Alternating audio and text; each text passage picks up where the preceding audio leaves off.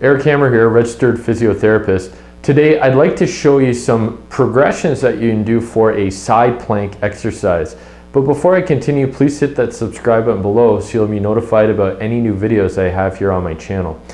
So essentially with a side plank, right, what we want to think about is our trunk area staying nice and stable. So very little movement through there, and we want to think about all our movement taking place just at the extremities, right? So at our shoulders and at our hips, and everything in through here staying nice and quiet. So we want to really avoid any sort of rotations, twisting, turning in through the spine / trunk area here. So your sort of modified plank, I'm going to start kind of from the easiest way. So essentially we'd be on our knees like this, right? And then we're going to extend that pelvis up, and we're keeping everything here nice and stable, right? So we want very little, we don't want any sagging or very little movement, right, taking place actually at the trunk area. So that's your modified lunge. Now, or excuse me, modified plank, side plank.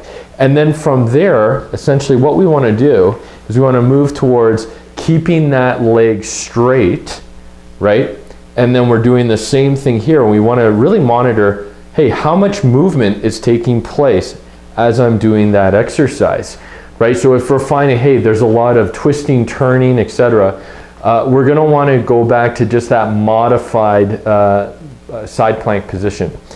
From there, if you want to incorporate other movement in through, again, the extremities, like the hip, like the shoulder area, you can simply add in some movements from there. So I'm going to go into my modified plank. Again, I'm staying nice and stable.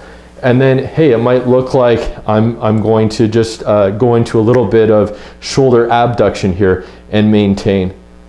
I can go into a clam type exercise, right? So this is working on glute strengthening, glute med strengthening.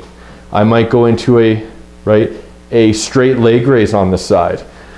From there, you can also include using an uneven surface to lean on, whether it's on my elbow or on my sort of hip region. So you can incorporate all sorts of things.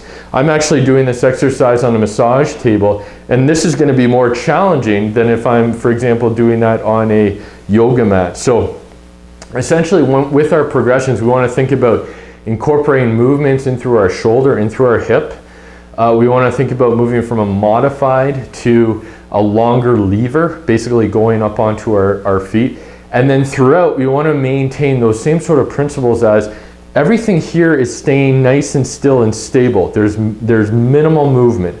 All our movements taking place from the shoulders through the hip.